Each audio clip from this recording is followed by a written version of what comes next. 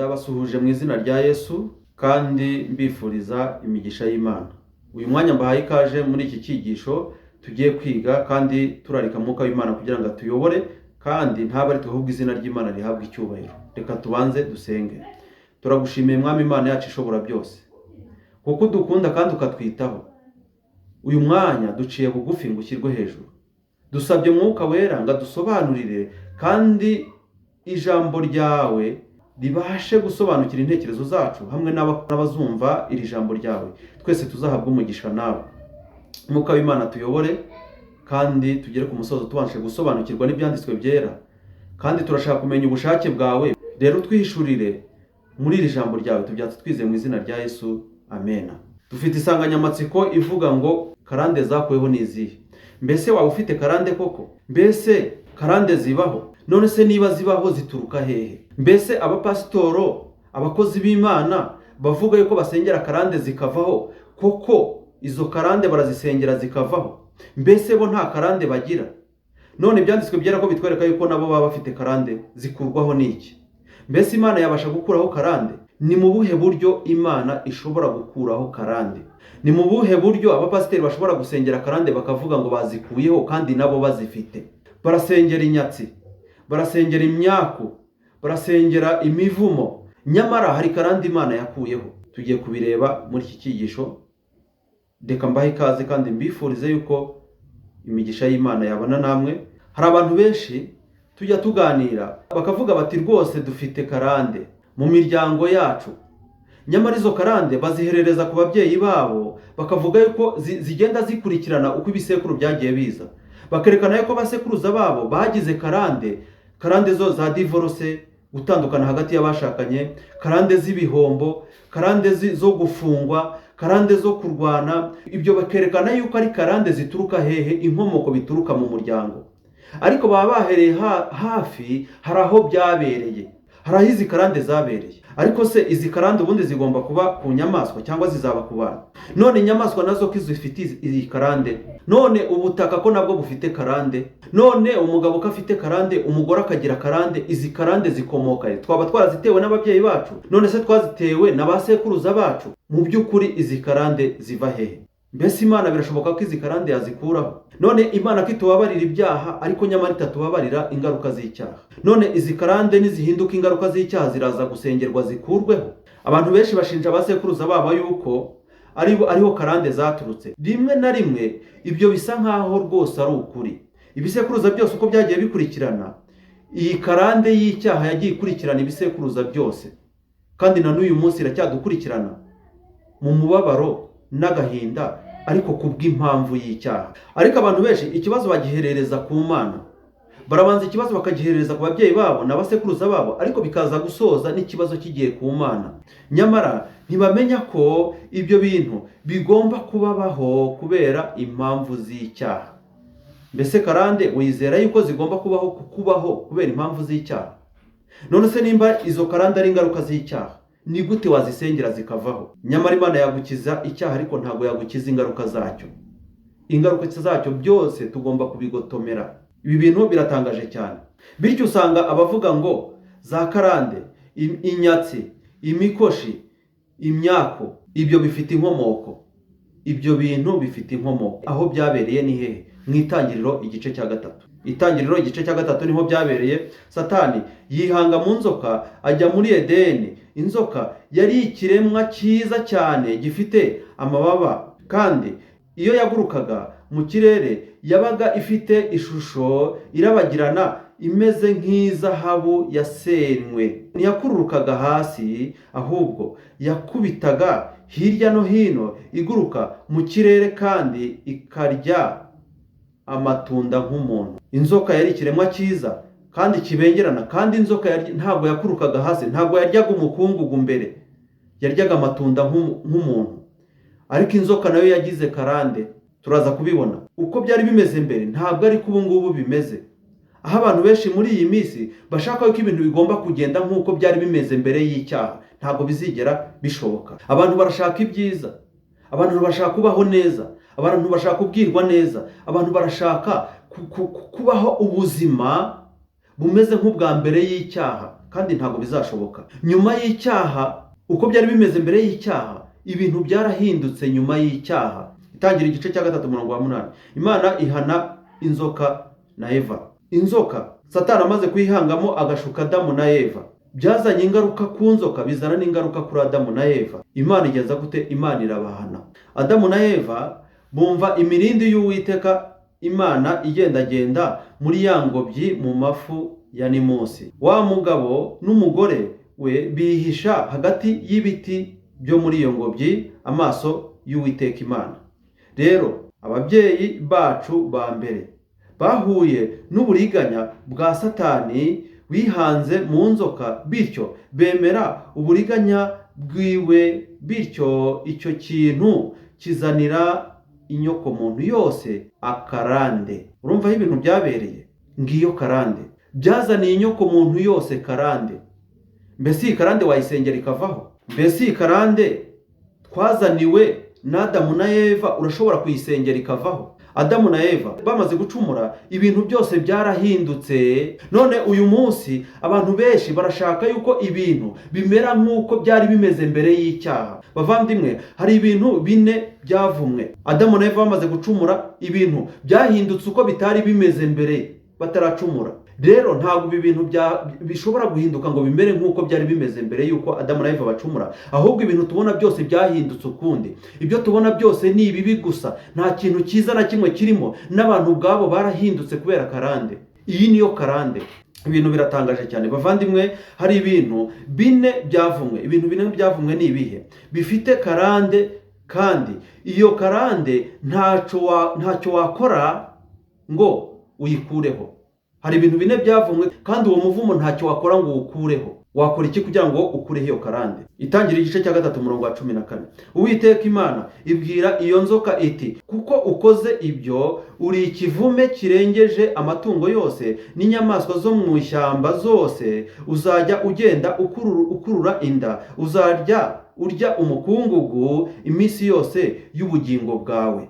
Inzoka yahindutse uko itari imeze mbere. Ibyo kurya byayo birahinduka, kugenda kwayo birahinduka. Ubwo kera yagurukaga ikagenda ibengerana mu kirere kandi ikarya amatunda nk'umuntu, ariko noneho birahinduka, itangira kurya umukungugu kubera umuvumo. Inzoka nayo ifite karande, kubera ko yemeye ko Satani ayikoreramo igashuka Adamu na Eva. Nayo byagizeho ingaruka inzoka ku rwego ruri hejuru. Mbese iyo karande y'inzoka, ninde muntu wasenga kugira ngo iyo karande y'inzoka iveho? Ninde mukozi w'Imana wasenga kugira ngo inzoka ireke kurya umukungugu? Mu gitabo cy'umuhanuzi w'Imana, inama z'Imana muri iyi minsi, nk'uko inzoka yari yararutishijwe inyamaswa zo mu ishyamba zose, niko nanone izashyirwa hasi ya zose y'izo nyamaswa zose, no kwangwa n'umuntu ku mpamvu z'uko ariyo Satani yari yarihanzemo. Imana yaremye urwango hagati y'umuntu n'inzoka, ku buryo inzoka uwayibona wese, usibye kuvuza induru, bakazana amahiri, bakazana ibikoni, bakazana ibintu byose, bakayirukana, bakarwana nayo kugeza bayishe. Ubwo ni urwango. Iyo ni karande y'inzoka. Inzoka yabaye ikivume. Ibi bintu biratangaje cyane. None ninde muntu usenga, uzi gusenga, wasengera inzoka ngo ireke kugenda ikururuka? Ninde wasengera inzoka ngo ireke gutungwa n'umukungugu? Karande ya kabiri, Itangiriro igice cya 3:16. Ngo kandi Uwiteka Imana ibwira uwo mugore iti, kugwiza nzagwiza cyane umubabaro wawe, ufite inda uzajya ubyara abana ubabara. Ninde wasenga kugira ngo umugore utwaye inda amezi 9 areke guhangayika no kubabara? Iyo karande ninde wayisengera ikavaho? Mbese birashoboka? Bavandimwe, ibi bintu mu byumve, ngiyo karande. Kandi ntabwo wasenga ngo umugore utwaye inda amezi 9 areke kubabara, areke guciragura, areke guhangayika no kuremererwa, areke kugubwa nabi, ngicyo kintu gisengere kiveho. Ngiyo karande, nguwo umuvumo. Mbese wawusengera ukavaho? Ntabwo sinzi ko bishoboka. Kwifuza kwawe kuzaherera ku mugabo, nawe azagutwara. Ibi bintu biratangaje cyane. Abantu muri iki gihe barashaka guhindura ibintu, bagashaka kubaho imibereho ya mbere y'icyaha, kandi kuri iyi si y'icyaha ntabwo bishoboka. Ndetse bamwe batuburira abandi nibaze babasengere ngo izo karande ziveho, ariko ntizishobora kuvaho. Ndetse n'abasenga nabo izo karande barazigendana. Ninde wakiza ingaruka z'icyaha? Ninde wasengera ingaruka z'icyaha ngo ziveho? Ntawe. Imana izadukiza ibyaha ariko ntabwo izadukiza ingaruka z'icyaha. Ibi bintu biratangaje cyane. Karande ya gatatu, Itangiriro 3:17. Nadamu iramubwira iti, ubwo wumviye umugore wawe ukarya ku giti nakubujije ko utazaryaho, uzaniye ubutaka kuvumwa. Umva indi karande ya kane. Adamu aravumwe, ubutaka buravumwe. Ninde wasengera umugabo ngo areke kurya ibiva mu butaka abiruhiye? Gututubikana ko mu maso hawe niko kuzaguhesha umugati, kugeza ubwo uzarinda ujya mu butaka kuko niho wavuye ukiruha. Ninde mugabo wakoze agakorera amafaranga menshi ku buryo ubu yicaye anezerewe atarimo gukora, ku buryo ubu avuga ati amafaranga ndayabonye, umutungo ndayibonye, reka nicare hasi nyirye? Kubera umuvumo w'icyaha, ayo mafaranga umara kuyabona ukarwara amadiyabete, ukarwara hypertension, ukarwara imitima, ukarwara amakanseri, ukarwara ibiki kubera imiruho. Ngiyo karande. Ubutaka nabwo bwaravumwe, uzaniye ubutaka kuvumwa. Iyo ni karande. Ubutaka nabwo bwagize ingaruka. Ninde wasengera ubutaka ngo buvemo karande noneho bwera umweru wabwo buvemo ibitovu n'amahwa? Ninde wabisengera? Ninde mukozi w'Imana wakwihandagaza ngo asengere ubutaka noneho bwere batabukizemo ifumbire? Ngiyo karande. Iminsi yose yo kubaho kwawe uzajya urya ibivamo ugombye kubiruhira, buzajya bukumereramo imikeri n'ibitovu, nawe uzajya urya imboga zo mu gasozi. Ubundi umugabo ntabwo yari yararemewe kurya imboga zo mu gasozi, ariko noneho umugabo agomba kurya imboga zo mu gasozi kubw'impamvu y'icyaha, akarya isombe. Twari dufite papa uvuga ngo ntabwo jye narya ibicucu. Isombe bazitaga ibicucu. Babiteka akababwira ati ibyo bintu ntimuzabigeze hano, iyo umuntu abiriye aracurama. Nta mugabo urya ibicucu. Ariko ibyo ngibyo umugabo azarya imboga zo mu gasozi kubw'impamvu z'icyaha. Ntabwo umuntu yari yararemewe kurya imboga zo mu gasozi. Izi ni ingaruka z'icyaha. Ngiyo karande. Mbese wakora iki kugira ngo usengere umugabo ye kurya imboga zo mu gasozi? Ngaho nimuyisengere iveho. Abakozi b'Imana nimuhaguruke musengere iyo karande iveho. Abagabo bareke kurya imboga zo mu gasozi. Ibi bintu biratangaje cyane. Adamu yeretswe ko umuvumo w'Imana uzarushaho kugwira ukaremerera abantu n'inka n'isi. Umuvumo urimo uraremerera inyamaswa, umuvumo urimo uraremerera abantu kuko abantu barapfa, barahura n'imiruho, inyamaswa zirapfa. Isi hubwo irimo irahinda umushyitsi, iratogota nk'inkono. Murimo murabona imyuzure ahantu hose, haba mu Burundi, muri Dubai, muri Kenya, mu Bushinwa, ahantu hose imyuzure, isi irimo irabira, iratogota nk'inkono. Uwo ni umuvumo w'icyaha. Ngizo karande. None ngaho abakozi b'Imana nimuzisengere ziveho. Birashoboka?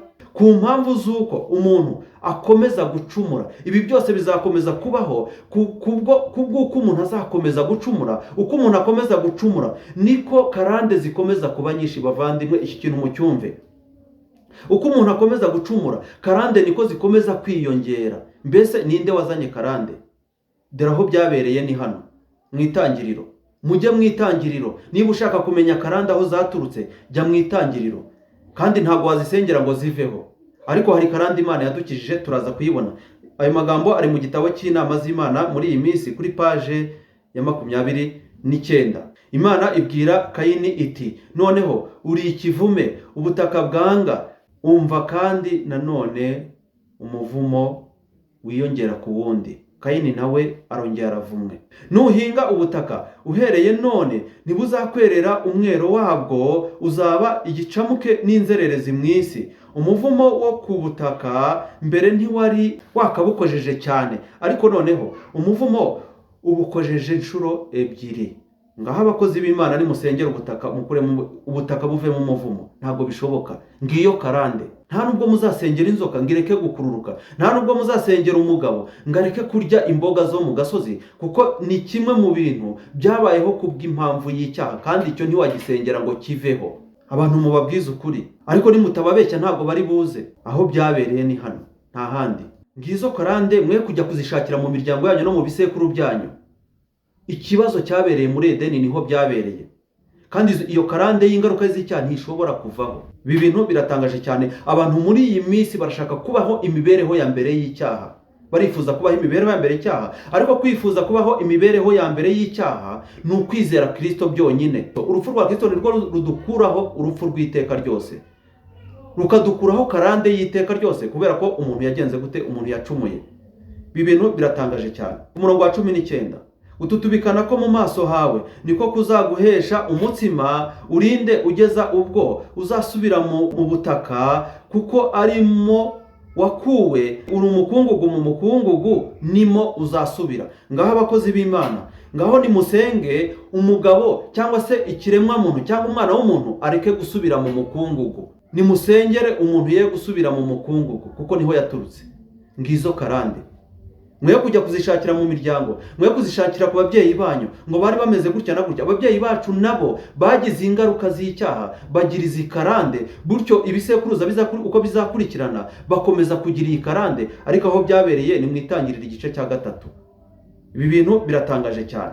Karande zakuweho ni izihe? Ni izihe karande zakuweho? Karande zo zizakomeza kubaho kugeza ku mperuka y'ibihe, kandi abantu bazakomeza kugira karande nubwo abantu barimo bifuza kubaho neza, abantu barifuza kurya neza, abantu barifuza kwambara neza, abantu barifuza kubaho imibereho yoroheje, imibereho itabasaba umuhati, imibereho ya mbere y'icyaha. Abantu barifuza guhabwa ibyiza, ariko umuntu yashobora kuguha ibyiza gute kandi ari mubi? Umubwiriza igice cya 4 umurongo wa 2 tugeze ku wa 3. Nicyo gitumye shima abapfuye kuruta abazima bakiriho. Umurongo wa 3, nukuri bose barutwa n'utigeze kubaho, akaba atarabonye imirimo mibi ikorerwa munsi y'ijuru. Imirimo mibi ikorerwa munsi y'ijuru, umubwiriza we yaravuze ngo abapfuye byibura bararuta bakiriho batarimo kubona ibirimo gukorerwa munsi y'ijuru. Ibi bintu biratangaje cyane. Mbese muvandimwe, wowe ibikorerwa munsi y'ijuru ntabwo urimo kubibona? Ibi bintu biratangaje cyane. Kubwo impamvu z'icyaha abantu bose bahindutse ibyihebe. Kubwo impamvu z'icyaha abantu bose ni ibyihebe, ariko twikorera abayisilamu tukavuga ngo ni ibyihebe. Ariko kamere iranga bariya bayisilamu bitwikirizaho ibisasu, natwe niyo dufite, nawe nkurikiye niyo ufite. Kuba utabikora ntabwo bivuze yuko utabikora. Ibi bintu biratangaje cyane. Ngizo karande. Abasilamu babita ibyihebe, ariko ntabwo bakoze ibirenze ibyo abanyarwanda bakoreye bagenzi babo. None reka mbabaze, abayisilamu babita ibyihebe, ariko se bakoze ibyo ibiruta iby'abanyarwanda bakoreye bagenzi babo? Iyo kamere abantu bayiguriye muri heduka. Kamere y'abanyarwanda bishe bagenzi babo cyangwa se bakwica bagenzi babo, iyo kamere bayigurira muri heduka, bayigurira muri heso. Icyo ni ikibazo ndimo mbaza. Abayisilamu kubera kwiturikizaho ibisasu babita ibyihebe, ariko abantu bose kubw'ingaruka z'icyaha, kubw'impamvu z'icyaha, abantu bose babaye ibyihebe. Twese twabaye ibyihebe, twakoze ibyaha ntitwashikira ubwiza bw'Imana. None abayisilamu ni igiki bakoze ku buryo bakwitwa ibyihebe? Abanyarwanda bishe bagenzi babo ntibitwe ibyihebe. Twese twabaye ibyihebe. Mbese iyi kamere bayiguriye muri heduka, bayiguriye muri hesoko, bari basanzwe bayifite cyangwa ntayo bari bafite? Igisubizo nuko bari basanzwe bayifite, kandi n'ubu abantu barayifite kubw'impamvu z'icyaha. Ngizo karande. Ibintu byabereye mu itangiriro. Ibi bintu biratangaje cyane. Mu by'ukuri baba basanzwe bayifite iyi kamere, abantu baba basanzwe bayifite. Yego nicyo gisubiza kamere. Iyi kamere yaranze abantu, na n'ubu abantu niyo bagifite bose. Hari umuntu wigeze kwaduka yitwa Kazungu, abantu bifashe ku munwa, ariko Kazungu kamere yamuranze mu byo yakoze. Nawe we wifashe ku munwa, nawe niyo ufite kubw'impamvu z'icyaha, kubw'impamvu y'icyabereye muri Edeni. Ngizo karande. Ibi bintu biratangaje cyane. Impamvu wowe utarimo gukora ikibi suko iyo kamere utayifite. Impamvu ntakora ikibi suko iyo kamere ntayifite. Impamvu udakora ikibi suko iyo kamere utayifite. Ahubwo twese twakoze ibyaha ntitwashikira ubwiza bw'Imana, ndetse iyi kamere niyo ituranga twese. Kandi iyo dutuye iwacu mu mubiri tuba dutuye kure y'umwami wacu, kandi umutima wa kamere ni umwanzi w'Imana. Rero twabaye abanzi b'Imana kubw'impamvu z'icyaha, ariko twongera kugaruka iruhande rw'Imana biciye mu maraso ya Yesu Kristo. Izina ry'Imana nirihabwe icyubahiro. Ngiyo karande rero. Imana yavumye ubutaka ku mpamvu z'icyaha cyabo cyo kurya ku giti kimenyesha ubwenge, maze iravuga iti iminsi yose y'ubugingo bwawe uzajya urya ibibuvamo ugombye kubiruhira. ni ryari umuntu yakoze akageza ubwo avuga ati reka ndeke gukora. Umuntu agomba gukora kugeza ubwo azajya mu gitaka. Abantu barakora n'ibintu bakabigwiza ariko ntibamenye yuko babigwije kubw'impamvu z'icyaha, bagakomeza gukora ku rwego ruhambaye bakarinda bapfa bakora. Niko izo ni impamvu z'icyaha, kandi izo ni karande nta nubwo zishobora kuvaho. Ariko hari icyo Imana yadukijije. Ababyeyi bacu ba mbere Imana yari yarabahaye umugabane w'icyiza, ariko ku mpamvu z'icyaha bazamenya iby'ikibi iminsi yose y'ubugingo bwabo. Ubundi ibintu tubona byose hano ku isi ni ibibi gusa, nta byiza bihaba. Ngizo karande. Mbere ababyeyi bacu bataracumura bari bazi ibyiza gusa, ariko bamaze gucumura bahise bajya no kumenya ibibi. Bityo ubugingo bwabo kugeza ku mperuka y'ibihe abantu tuzakomeza kumenya ibibi. Iyi si yarahindutse, nta byiza biyibaho, kereka nitugera mu bwami bwo mu ijuru nibwo tuzongera kubona ibyiza. Ariko abantu barashaka guhabwa ibyiza. Ese umuntu araguha ibyiza warabifite? Mbese wowe urakorera abantu ibyiza? Muri wowe harimo ibyiza? Niyo mpamvu abantu bagera ku rwego rwo kugeza gute, bwo gukorera ubugizi bwa nabi abagenzi babo, kuko ibyo bafite nibyo batanga. Nta muntu utanga icyo adafite. Ibi bintu biratangaje cyane. Ibyo tuzi hano kuri iyi si ni ibibi gusa, nta byiza bihabi. Ibyiza byari ibya mbere y'icyaha, ariko nyuma y'icyaha ibyo tuzakomeza no kumenya ni ibibi gusa. Nta kintu cyiza kiri kuri iyi si. Natwe ubwacu ntabwo turi beza kubw'impamvu z'icyaha. Ngiyo karande. Ngaho nimuyisengere abakozi b'Imana iveho. Birashoboka? Ntabwo nizera yuko bishoboka. Ayo magambo aboneka mu gitabo cy'inama z'Imana muri iyi minsi kuri paje ya 22.